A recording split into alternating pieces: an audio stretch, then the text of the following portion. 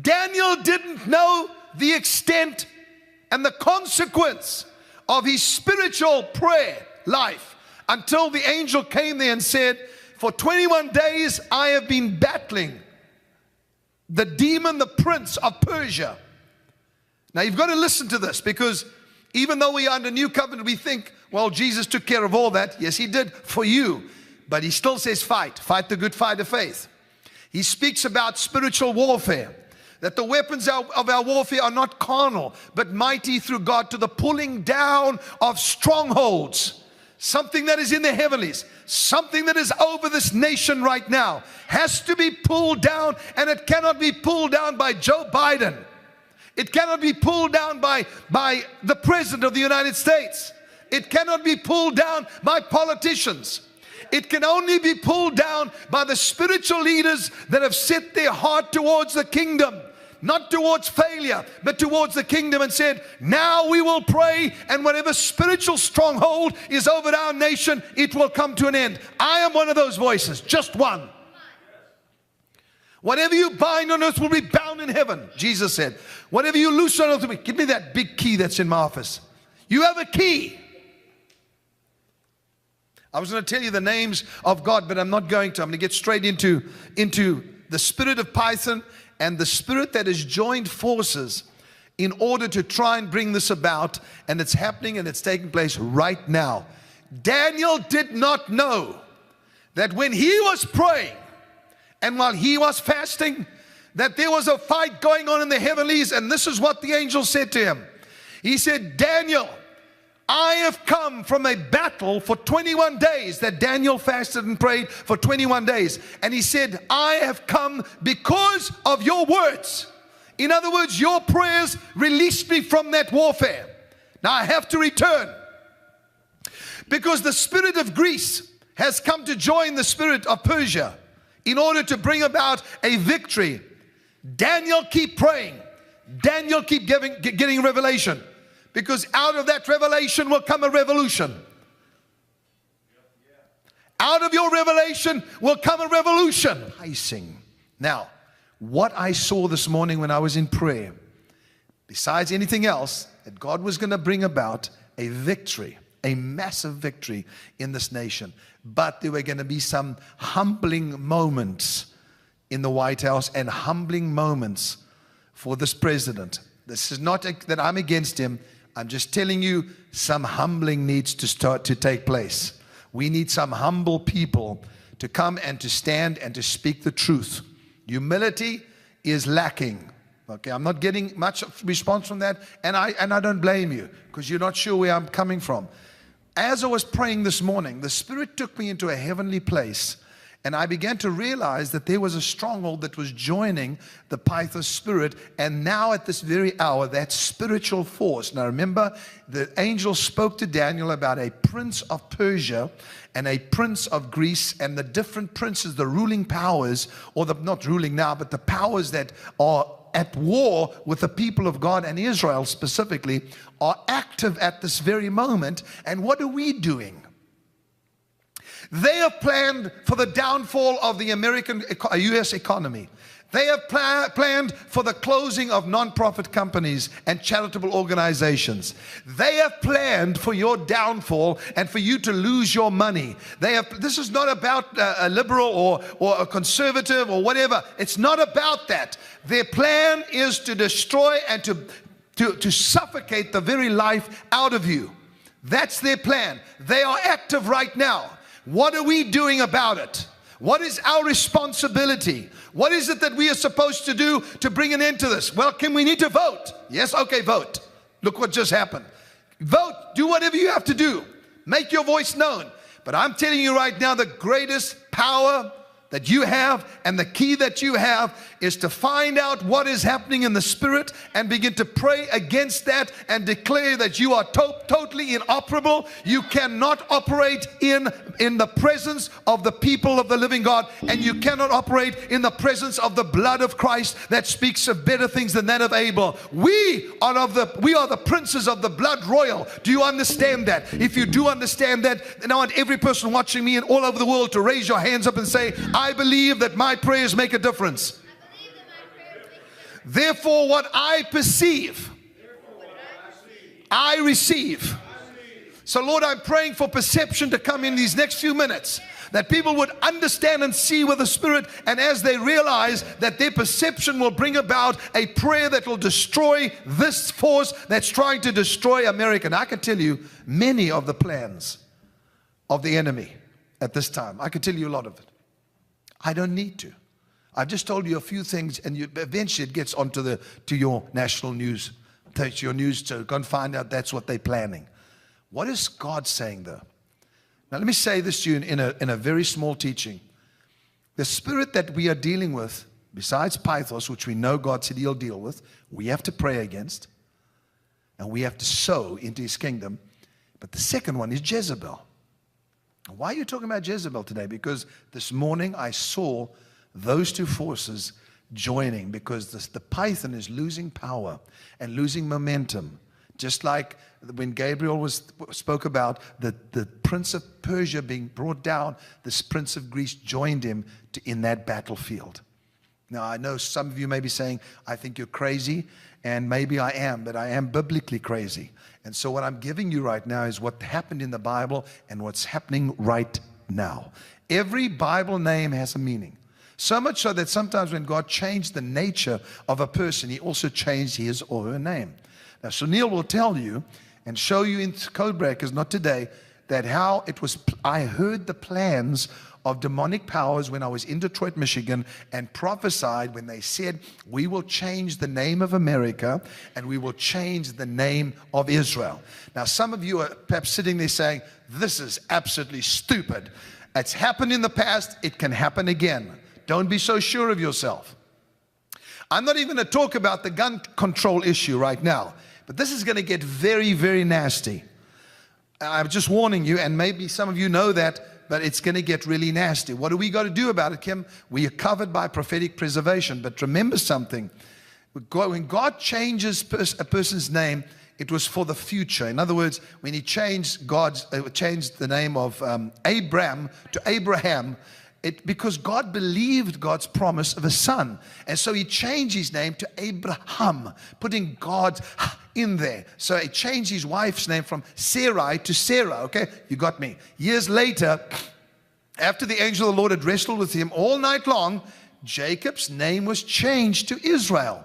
Now remember something, each one of you, according to Revelation chapter 3, you've been given a new name, which means you have a nature inside of you that is able to fit with that description and that name. That's another teaching altogether, and it's in the Bible. Go to Revelation 3 something, I don't know what it is, and it's there. And you'll find out He says He is given, in fact, I'm going to read it to you right now. Miranda, can you bring me my Bible, which is normally, yeah.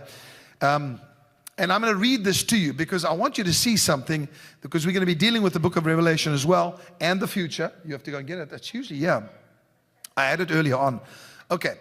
So Jacob wrestled with God, and God said these words to him. Now, sometimes we're going to realize that what we're wrestling is for our future. What we're wrestling for is for what is already inside of us, our destiny. Remember something, the enemy does not want you to get what God planned for you to have. You all know that. But what are we wrestling? Now we know it's a spiritual battle. We cannot do it by ourselves. But Jacob wrestled with God. Now that's a great wrestling match, because God usually loses.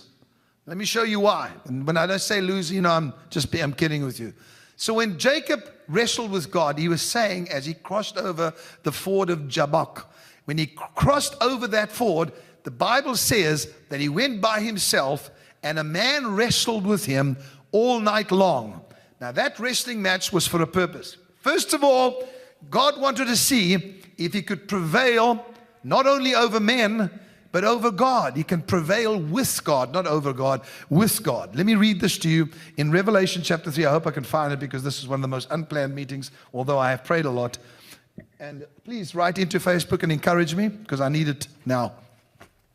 Oh, okay, thank you. Revelation chapter 3 verse, I don't know what it is. It's somewhere here. Let me find it. I'm going to find it. No, I haven't found it. Anyway, what I'll do is I'll just read it to you then. It's here somewhere. Just go and find it. Maybe somebody on Facebook can write it in. It's where it says, He has given us a stone, and written on that stone a new name, which no one knows except him who receives it. I'm just quoting that out of my head. I think it's it's Revelation chapter 3. I just cannot find it at this very second.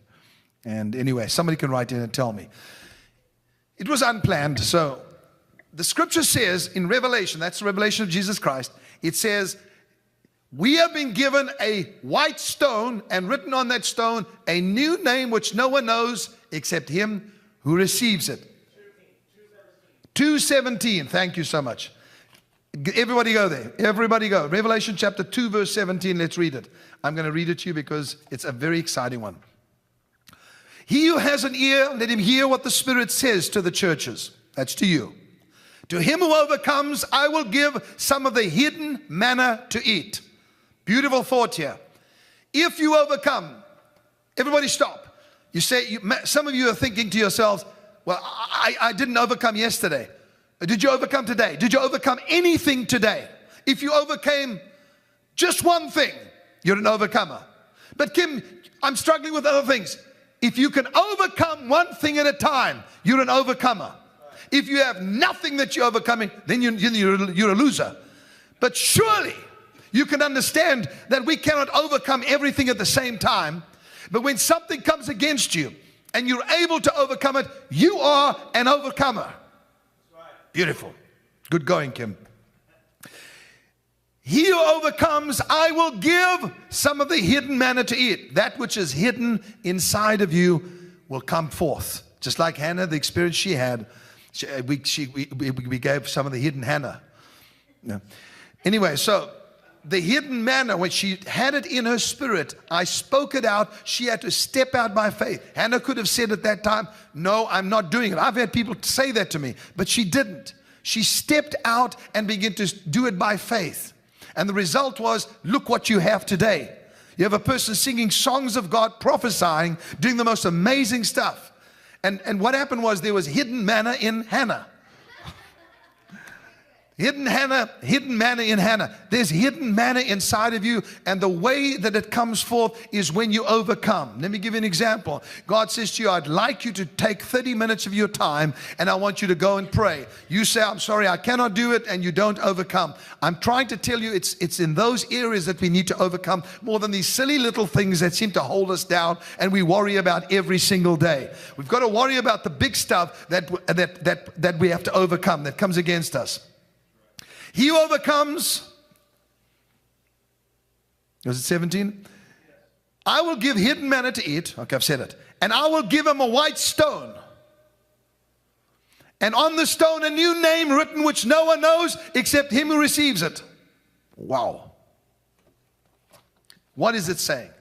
It says each one of you has something hidden that has to come out. The white stone speaks of revelation. When Jesus said, who do men say that I am, to his disciples? Some said, you are Jeremiah. Some said, you are Elijah. Some said, you are John the Baptist. Some say, there's too many people quoting somebody else. What do you say? Jesus says to them, who do you say that I am? I'm sick of hearing what CBN is saying, or CNN is saying, whoever. I didn't mean CBN. Sorry, Pat. Sorry. Not doing very well today. CNN or ABC, whatever they are. I don't want to hear what they're saying. What do you say? Listen carefully, please. Nobody says a word. Simon Peter plucks up the courage because something's hidden inside of him. And he's going to overcome fear. And he says, you are the Christ, the Son of the living God. As he says that, Jesus swings around in response to revelation. Are you hearing me? What does God respond to more than anything else? Revelation.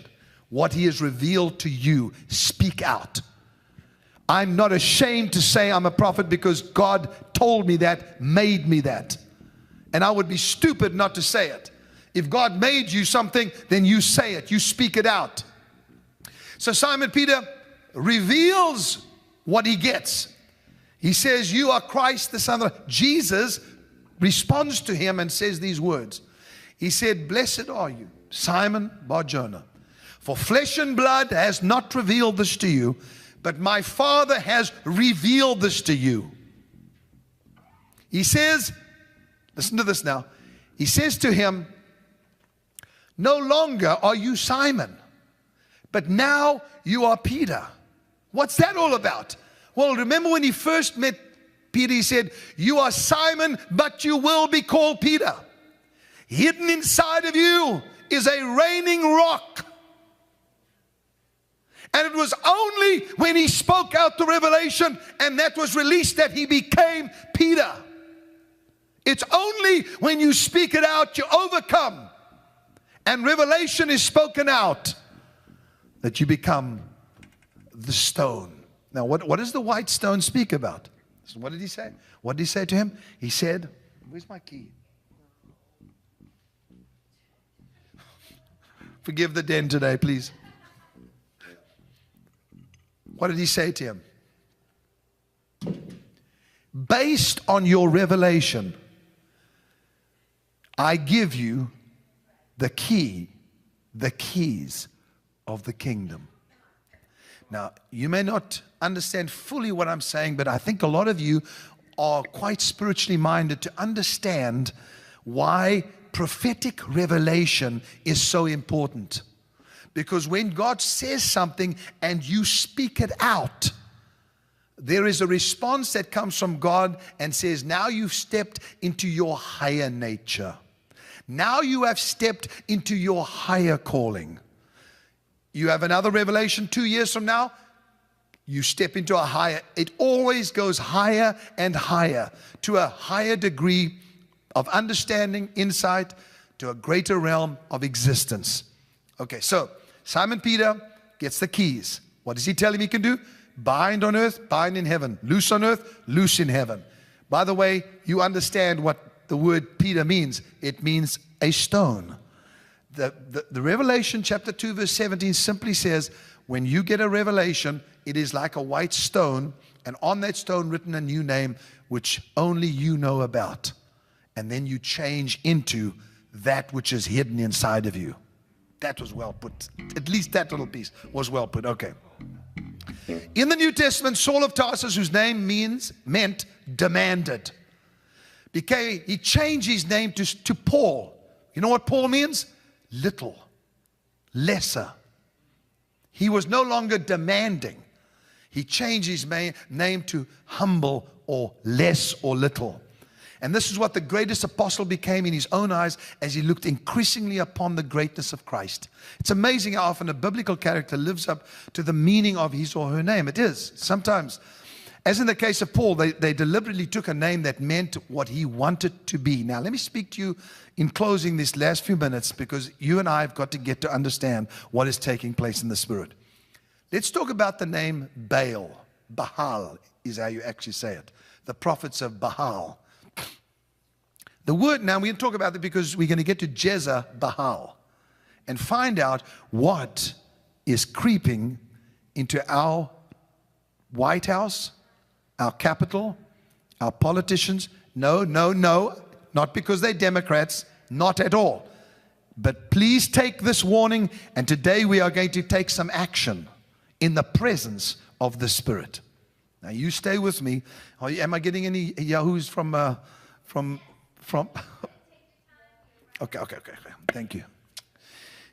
And I do this because sometimes I'm not sure if I'm connecting, because sometimes it irritates me when the Lord does this to me. I wake up this morning, I have this perfect message, and then I go into my garden and oh no. It's just an hour and a half, it's beautiful. But and then I realize, he's telling me to do it today. And I'm saying, God, I'm not even prepared. I don't even know the scriptures. And then we got 20 minutes to go, and they're saying, well, you decided to start at 12 o'clock. Now, here I am. So I'm doing my best. Okay. Baal means master, possessor, controller, possessor of anything or everything. It doesn't just want one thing. It wants to possess everything. It wants to control you. Don't take lightly what this prophet is saying regarding the same thing that happened with Elijah. There was a divided opinion when Elijah got onto Mount Carmel to destroy the prophets of Baal and ultimately Jezebel. Do you understand that they were of two opinions? Israel. I don't think the church has ever been as bad as it is now in terms of a divided opinion about the future. And if we don't give them a glimpse into the future by saying it's not just bad, God is doing good things, God is doing great things, then they're going to lose it. And you and I are going to be suffocated. Okay. Each person has certain traits, vices, and then, of course, virtues that exist in your soul. Now, you and I have spoken about the soul. And each soul, listen to this, please listen to my statement. Each soul wants to coexist, which means to exist together. Okay? Like-minded souls search for each other. Now, we're not talking about virtues only, vices. Virtues, wonderful. I see a virtue in somebody, I like that, I'm drawn to that person. Our souls attach. We're not talking about marriages and stuff like that. We're talking about in life. Even though marriage is it's a very important issue. I'm saying souls like to exist together. Now, that's in virtue, but also in vice, in evil. Souls look for one another to do things together. When they built the tower in Genesis 11, which top would reach into heaven, they were totally united. Their souls were coexisting, and they were doing it. The soul of the church needs coexistence as never before with each other. I'm saying to be united. I was telling my team the other day, I'm so proud of the Trinity. They do such a great job. You don't get Jesus complaining to the Father, I don't want to do that job, and the Holy Spirit saying to Jesus, I'm not going to. You don't have that. They are completely united. That's why they're called one. Now, it's the same thing is with the soul. You and I, all of you watching, we are existing together, and we have one thought in mind. Of course, that's Christ to be sent to the world and shown the good news, but also what is he saying now? And let us realize that the spirit of Pythos and the spirit of Jezebel have now sought each other so they could coexist and they could become multiple powers. What does that mean for us? It means the control. Listen, control is not always bad, but it's getting worse. Now, this is dangerous when these souls try to coexist, when there is evil and bad in a human soul, because the mischief doubles. The mischief multiplies as they coexist. The name Jezebel means non-cohabitant, without obligation. So Jezebel, if you want an answer, is not just a wicked woman, because people have picked on these poor women for years. Jezebel can be in a male form.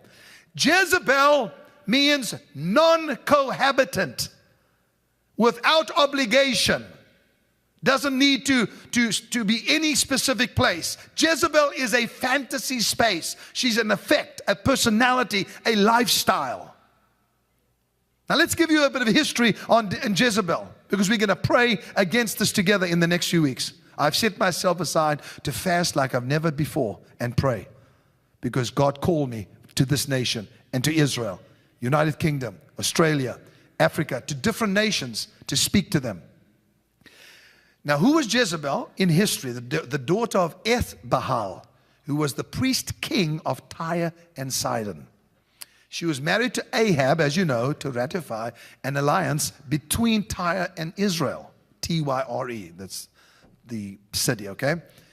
By which Omri provision was made for her to continue, listen, to worship her native god, Baal, in Samaria, her new home. So in other words, it was coming from the top. You realize when somebody has authority to that degree, the queen, it then gets released to the nation. She had a strong, domineering character and was self-willed, and she was forceful. A fanatical devotee of Melquat, the Tyrian Baal. Now, that's a little bit of history I thought I'd give you, so you understand she came into Israel as a queen. Her staff, just the people that worked for, numbered 450 of these prophets. The 400 prophets of the goddess Asherah. By the time Ahab was king, so she had 450 of the prophets. 400 of the prophets were false prophets that she'd surrounded herself with. And what she clamored for more than anything was for her God to have at least equal rights with Yahweh, God of Israel. I know I'm speaking out of revelation. I know that I'm speaking from my heart. And I know it's a lot that I'm pouring out to you. But I want you to hear me because God told me to do this. That she wanted her God, Baal, to have equal rights in Israel with Yahweh, God of Israel. Now I want to tell you who the God of America is. It's Jesus Christ. And I'm not saying the Lord God, or I'm not saying Yahweh or Shalom. I'm saying His name. Jesus Christ. People came to this nation for that purpose. This nation was brought to being for one reason: to announce to the world that there is only one God, and that is Jesus Christ. There can be no cohabitant. There can be no equal other than Jesus Christ. There's no other God that is equal to Him. Do you understand me? So, Kim, you're going to get into trouble because in this country we let all religions operate. I know. But there's only one God. Those aren't real gods. Jesus Christ is Lord. Thanks, Charlie. This brought her into conflict with the prophet Elijah.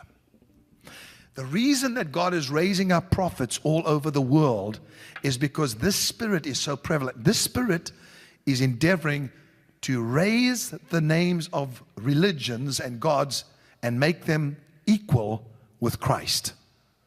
Then it'll get worse. Now we come to the real issue. Now Elijah says, oh, I see. The conflict begins with the prophet Elijah.